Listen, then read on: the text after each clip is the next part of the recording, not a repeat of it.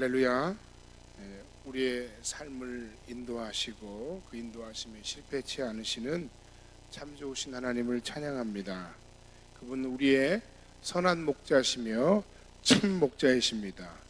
옆 사람과 함께 인사하겠습니다. 하나님은 선한 목자이십니다. 그분은 당신을 가장 좋은 길로 인도하십니다. 참 좋은 목자이신 하나님을 찬양합니다.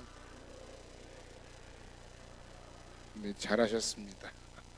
오늘 목자주일로 우리가 지킵니다. 1년에 한 번 있는 주일인데, 먼저는 이 주일에 하나님의 선하시고 신실하신 그 인도하심을 찬양하고, 그분만이 이 세상에, 교회 공동체에, 그리고 우리의 인생과 가정에 참 목자가 되심을 고백하는 주일이 되기를 주님의 이름으로 간절히 축원합니다. 또한 사회에서는 우리가 스승의 날로 5월을 우리가 지키고 있는데, 그 선생님의 그 권위가 날로 낮아지는 이때에 우리는 그동안 우리를 가르치고 인도해 주었던 참 좋은 선생님들을 한번 떠올려보고, 그리고 현재 우리를 가르치고 인도하는 좋은 선생님들의 노고를 기억하고 또 위로하며, 특별히 무엇보다 가르치는 자로 부름받은 모든 하나님의 사람들, 참 목자이신 주님의 마음을 본받아 그 뒤를 따라가고, 참 목자는 양을 위하여 목숨을 버린다라고까지 하셨는데, 그 작은 목자로서의 목사로서, 또 순장으로서, 선생님으로, 교사로, 여러 분야에서 가르치는 자로 그 사명을 잘 감당하기로 결단하고, 또 우리의 연약함을 고백하고 하나님께 은혜와 능력을 구하는 그런 의미 있는 목자주일이 되기를 주님의 이름으로 간절히 축원합니다. 여러분, 이름이라고 하는 것은 참 중요합니다. 누군가에게 나를 소개할 때 나는 아무개입니다, 나는 누구입니다 라고 얘기를 하는데, 사람에게 있어서 그 이름만큼 어찌 보면 소중한 게 없습니다. 그래서인지 한국 사람에게는 참 특이한 습성이 있다고 하죠. 세계 어느 곳을 가도 그곳에 자기의 이름을 새긴다고. 새기는데 제가 어저께 저녁에 들은 얘기입니다. 왜 새기는가 그랬더니, 한국 사람에게는 속담이 하나 있는데, 호랑이는 가죽을 남기고 사람은 이름을 남겨야 되기 때문에 새기는 것 같다. 근거가 있는 얘기인지 없는 얘기인지 모르겠으나 하여튼 그렇습니다. 그런데 여기저기 이름을 새기면 그거는 나라를 망신시키고 오히려 자기의 이름에 먹칠을 하는 겁니다. 하지만 반대로 자기의 이름을 자기 스스로 짓는 사람은 거의 없죠. 누군가 부모가 혹은 할아버지 할머니가 혹은 특별한 분들이 그 이름을 지어줘서 그 이름을 우리가 부여받고 사는데, 그 이름을 주는 그런 의미는, 이유는 그 자녀를 향한 어떤 축복과 소망과 기대의 의미가 있는 겁니다. 너는 이러한 이름의 뜻으로 살아갔으면 좋겠다. 너는 이렇게 살아가기를 내가 축복한다. 그 이름에 걸맞는 그 삶을 살아갈 때 사람들은 이렇게 얘기합니다. 이름값 하네, 이름값을 했네 라고 얘기하죠. 그 이름이라고 하는 건 참 중요하다는 것을 먼저 여러분들이 오늘 아침에 말씀을 드립니다. 그런데 그것과 관련해서 하나님께서도 이름에 대한 이야기를 오늘 하고 계십니다. 오늘 우리가 아침에 예배당에 나와 예배하는 예배 대상이신 하나님은, 사람들이 하나님이 우리에게 어떤 분이기를 원합니다 라고 이야기하면서 부모가 마치 자식에게 이름을 지어주고 축복하듯이 하나님의 이름이 불려진 것이 아니라, 하나님께서 우리를 부르시고 하나님께서 나는 이러이러한 이름을 가진 존재다 라고 먼저 밝히셨다는 겁니다. 그게 차이가 있습니다. 하나님께서는 자신의 이름을 자기의 택한 자들에게 알려주시고, 하나님의 백성들은 하나님의 이름을 자신들과의 그 관계와 그 인생의 스토리 속에서 고백하고 있다는 겁니다. 하나님께서 430여 년간 애굽에서 종노릇하는 노예 생활하는 이스라엘 백성들을 애굽에서 탈출시키고자 부른 이가 바로 모세입니다. 하지만 사실 모세는 실패자였습니다. 80세에 부름받은 그는 80년간 어찌 보면 허송세월을 한 실패자처럼 보입니다. 40년간 바로의 왕궁에서 왕자로 살았지만 그가 이스라엘의 아들인 것을 깨닫고 자기 백성을 위해 살려고 노력하다가 오히려 살인자의 오명을 뒤집어쓰고 미디안 광야로 이름 없는 목자로 살아갔습니다. 그리고 또 그 광야에서 40년의 세월이 흐른 어느 날 하나님께서 그를 부르시죠. 네가 너의 백성을, 내 백성을 탈출시켜서 가나안 땅에 데리고 가는 일을 감당해야 되겠다. 그러나 실패자인 그가 하나님 앞에 여러 항변을 하죠. 내가 입술이 둔합니다. 말을 못합니다. 그래, 그럼 내가 너의 입으로 내 형 아론을 세워주마. 여러 과정을 거쳤는데 마지막 단계에 또 물었죠. 좋습니다. 제가 말씀대로 가더라도 제가 누가 보냈다고 해서 갈까요? 당신의 이름을 물으면 뭐라고 내가 얘기할까요? 라고 얘기하자 출애굽기 3장 13절로 15절 말씀 이하에서 그의 이름이 무엇이냐 하리니 내가 무엇이라고 그들에게 말하리까? 하나님이 이르시되 나는 스스로 있는 자이니라. 스스로 있는 자가 나를 너희에게 보내셨다 하라. 그리고 또 말씀하십니다. 너희 조상의 하나님 여호와 곧 아브라함의 하나님, 이삭의 하나님, 야곱의 하나님께서 나를 너희에게 보내셨다 하라. 이는 나의 영원한 이름이요 대대로 기억할 나의 칭호니라. 자, 여기서 하나님께서 그 모세에게 그리고 우리들에게 말씀하시고 가르쳐 주시는 그 하나님의 이름에 두 가지 특징이 있습니다. 한 가지는 무엇이냐면 하나님의 이름은 자기 설명을 담고 있다는 거예요. 하나님의 자기 설명, 나는 이런 존재야 라고 말씀하신 거예요. 그게 무슨 내용이죠? 나는 스스로 있는 자, 야훼, 여호와 하나님이다 라고 하는 자기 설명을 담고 있으며 동시에 이 말씀을 하신 걸 우리가 주목해 봐야 됩니다. 너희 조상의 하나님 여호와 곧 아브라함의 하나님, 이삭의 하나님, 야곱의 하나님이다. 그 하나님의 이름에는 하나님과 이스라엘과의 그 관계 그리고 그 관계 속에서의 어떤 스토리가 담겨 있다는 그런 말씀을 하고 있는 겁니다. 과거에 하나님께서 아브라함을 부르시며 너로 큰 민족을 이루고 내게 가나안 땅을 주고 너를 통하여 천하 만민이 복을 받게 하겠다. 그리고 그 약속이 이삭에게도 야곱에게도 이어졌던 거예요. 나는 그 너희의 조상 아브라함의 하나님, 이삭의 하나님, 야곱의 하나님이다. 그래서 내가 너를 그 애굽에서 너희들의 조상에게 약속했던 그 가나안 땅으로 너희들을 인도하여 내겠다.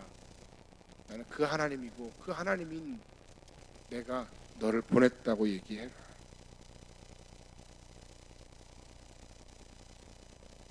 여러분 프로젝트는 잘 보이시죠? 어느 정도 보이시죠?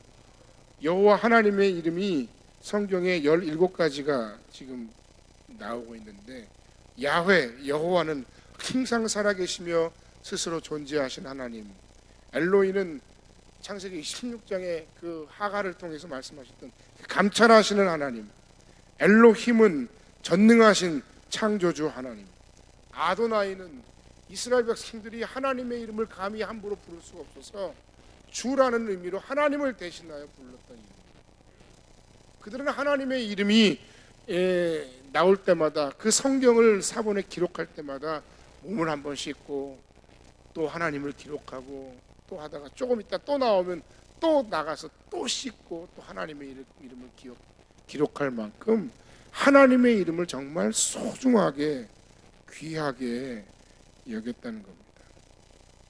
그리고 그 가운데 여호와 니시, 여호와 라파, 여호와 로이, 여호와 샬롬, 여호와 이레 등 하나님의 백성들과의 모든 관계 속에서 다 스토리가 있어요. 이삭을 위해 대신 양을 미리 준비해 놓으신 하나님은 여호와 이레. 물이 없어 갈급하며 원망하던 그들에게 지시하신 나무를 넣어서 달게 하시고 마시게 하셨던 그 하나님, 그리고 그들을 위해 엘림이라는 오아시스를 준비하셨던 하나님, 그때 그 하나님은 나는 너희를 치료하는 하나님이다 라고 말씀하시며 여호와 라파 하나님은 스스로 말씀하시죠. 또 여호와 샬롬, 여호와는 나의 평강이고, 오늘 목자주일인데 여호와 로이, 여호와는 나의 목자가 되신다 라는 의미로 하나님께서는 이런 모든 그들의 신앙 고백과 스토리 속에서 그들에게 이름을 알려주시고 하나님과 그들의 관계 내지는 그들의 스토리 속에 그 하나님에 대한 분명한 이름의 고백이 있었다라는 것입니다.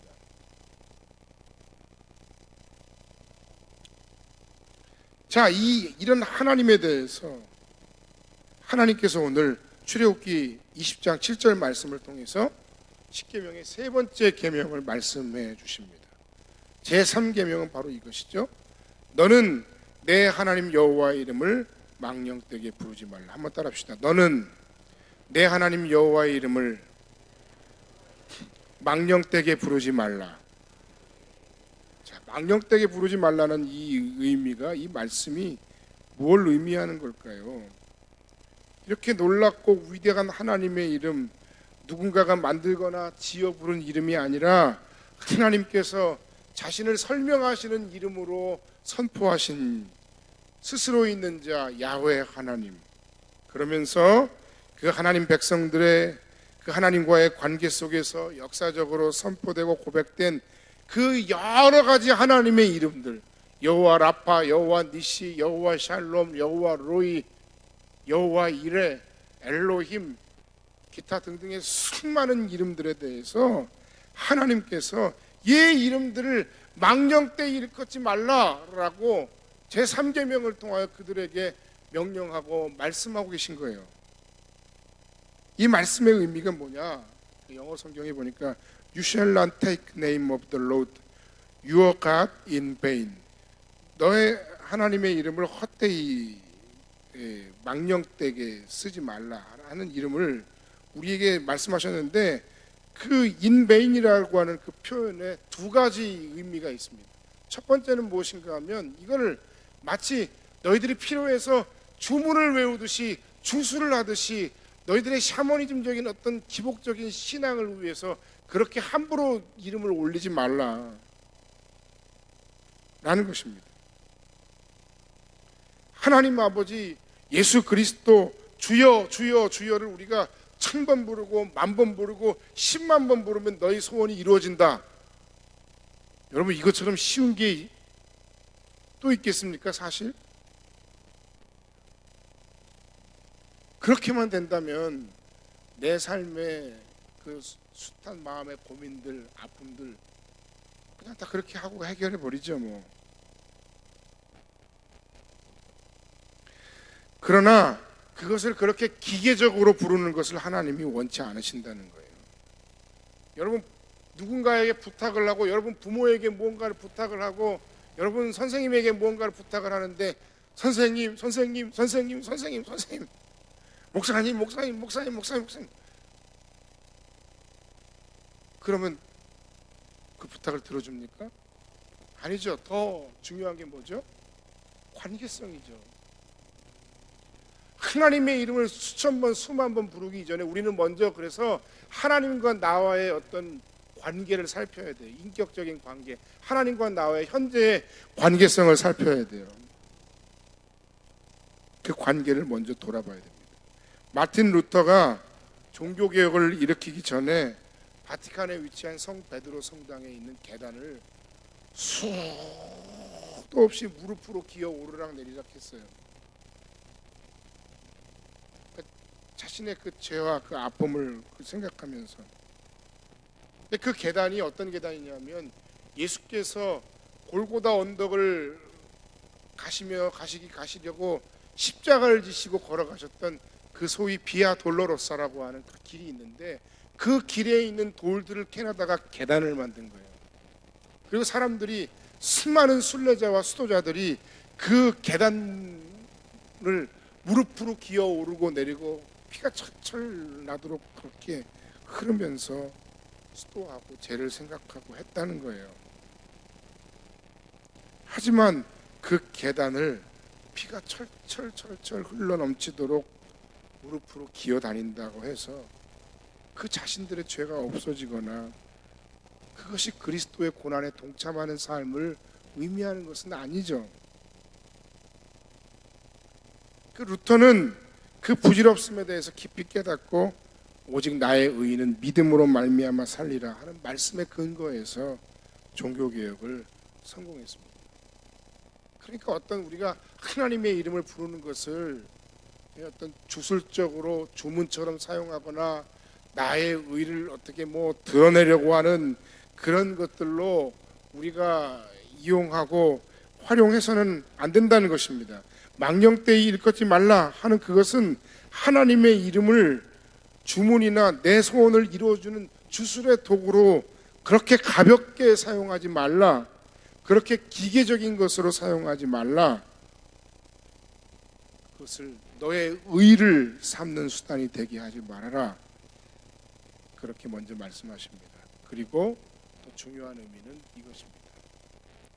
실제 삶 속에서 하나님 되심을 인정해야 한다. 실제 삶 속에서 하나님을 존재가 없는 존재로 만들지 말아라 하는 두 번째 의미가 있습니다. 무신론자에는 두 가지 무신론자가 있습니다. 첫 번째 무신론자는 우리가 이미 아는 것처럼 하나님이 없다고 얘기하는 사람들이에요. 근데 실제 실존적인 무신론자들이 있는데, 이 사람들은 어떤 사람들이냐면 입술로나 마음으로는 하나님이 살아계시다고 이야기하고 하나님이 계시다고 고백하지만 문제는 그들의 실존적인 삶에 있어서는 하나님이 계시지 않는 것처럼 사는 거예요. 하나님을 무시하는 사람들. 오늘 성경에서 하나님의 이름을 망령되이 일컫지 말라, 하나님을 함부로 들먹이지 말아라 라고 하는 말씀의 세 번째 계명의 진짜 의미 중에 하나는 바로 이것입니다. 하나님을 존재감 없는 존재로 만들지 말아라. 입술로는 마음으로는 하나님이 살아계시다고 말하면서 실제로는 하나님 없는 사람처럼 그렇게 실존적인 무신론자로 살아가지 말아라 라고 말씀하시는 겁니다. 그런 사람을 여러분 혹시 아십니까? 생각해보니까 아무개가 그런 것 같네요. 오늘 아침에 여호와 하나님의 이름을 망령되이 일컫지 말라, 함부로 들먹이지 말라 라고 하는 그 말씀 속에서 우리 자신의 연약한 신앙을 다시 한번 돌아보고 고백하는 아침이 되기를 주님의 이름으로 간절히 축원합니다.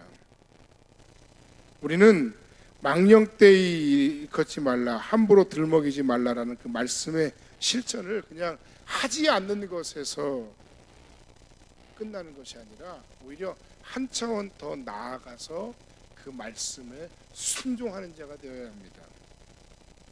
그것은 무엇인가 하면 바로 하나님의 하나님 되심을, 하나님의 주인 되심을, 하나님의 창조주 되심을, 하나님의 왕 되심을 우리가 우리의 실제 삶 속에서 인정하는 것입니다.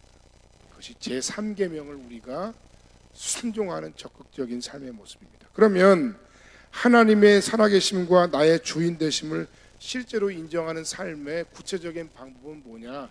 크게 작게 두 가지가 있는데, 그게 뭐냐면 먼저는 내가 뭘 생각하고 뭘 결정하든지 내 생각과 내 마음대로 결정하지 않는 걸 의미해요.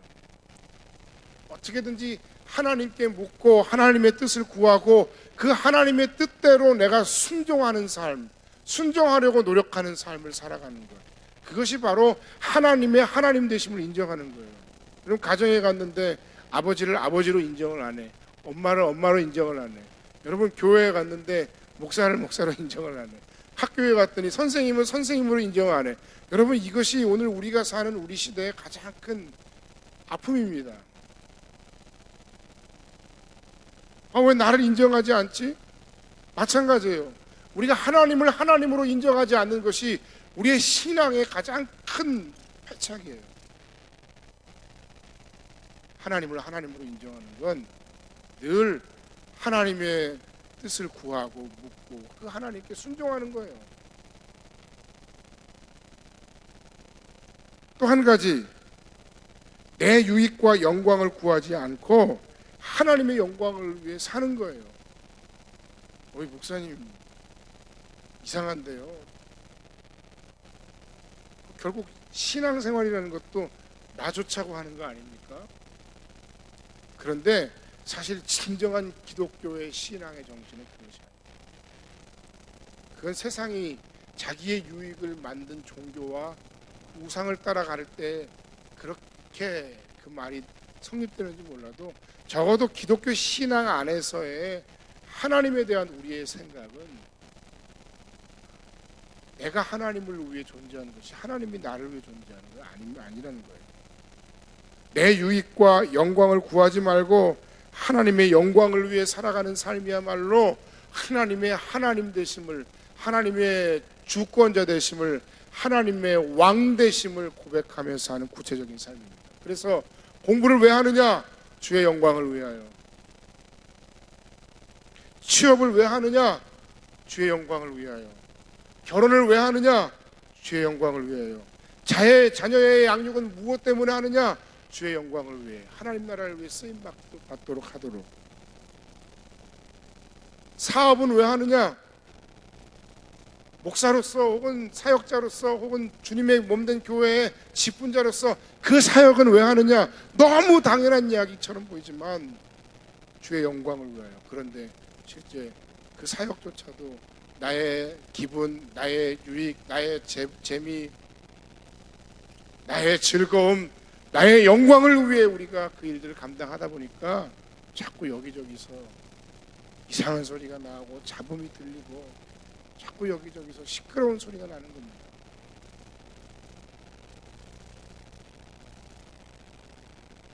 여호와 하나님의 이름을 망령되이 일컫지 말라 하는 의미를 오늘 말씀 앞에서 분명하게 새기는 귀한 아침이 되기를 주의 이름으로 간절히 축원합니다.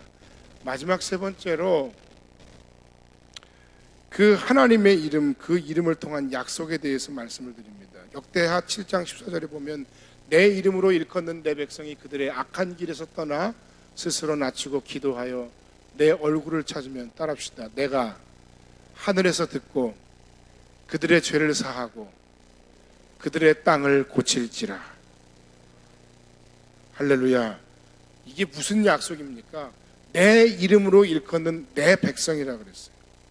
자신들의 삶에서 하나님의 살아계심, 하나님께서 여전히 일하고 계심을 인정하고 그 하나님과의 관계 속에서 바른 관계를 세워 살아가는 하나님의 백성이 하나님의 하나님 되심을 인정하며 그 뜻대로 살아가기를 결단할 때, 악한 길에서 떠나 스스로 낮추고 기도할 때 나는 그들의 죄를 사하고 그들의 삶의 모든 것을 고치고 그 어떤 것도 회복시키시겠다라고 약속하시는 겁니다. 할렐루야. 할렐루야. 여러분, 우리가 신앙생활하면서 자꾸 뭐 과정 없이 어떤 결말만 자꾸 얻으려고 그래요.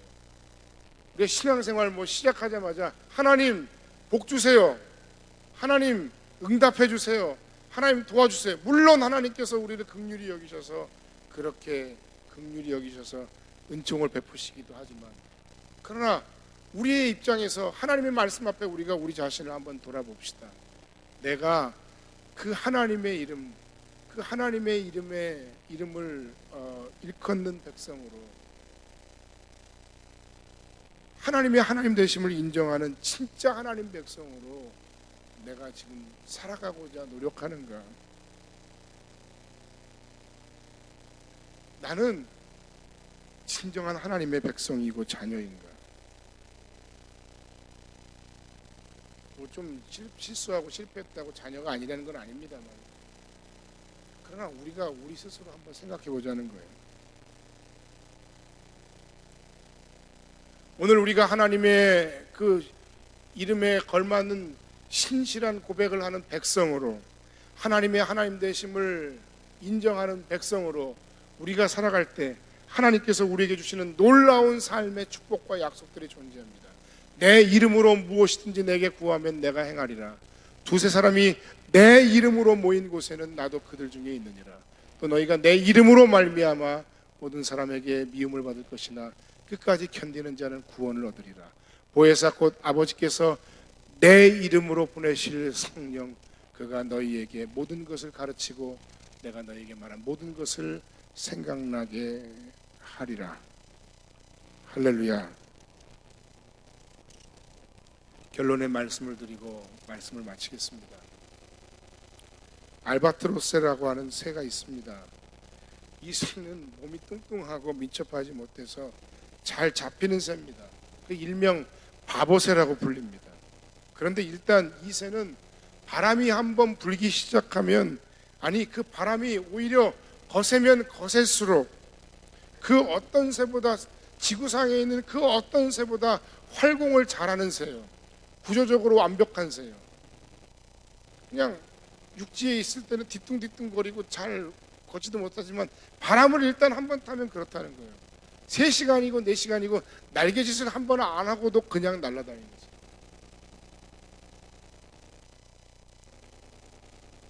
가장 멀리 날 수 있는 새라는 것입니다. 저는 하나님의 백성의 모습이 이와 같다라는 생각을 했습니다. 우리가 이 세상에 살면서 때로는 어리석다는 이야기도 많이 듣습니다. 이 세상에 살면서 하나님 백성으로서 그리스도인으로 산다는 것이 너무나도 힘들고, 때로는 많은 손해를 감수하고 희생을 감수해야 될 때가 많습니다.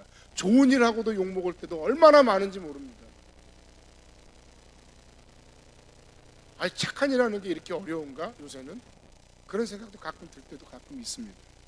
그러나 그럴지라도 우리가 묵묵히 하나님의 뜻을 구하고 그 하나님의 하나님 되심을 인정하고 사는 사람들이라면,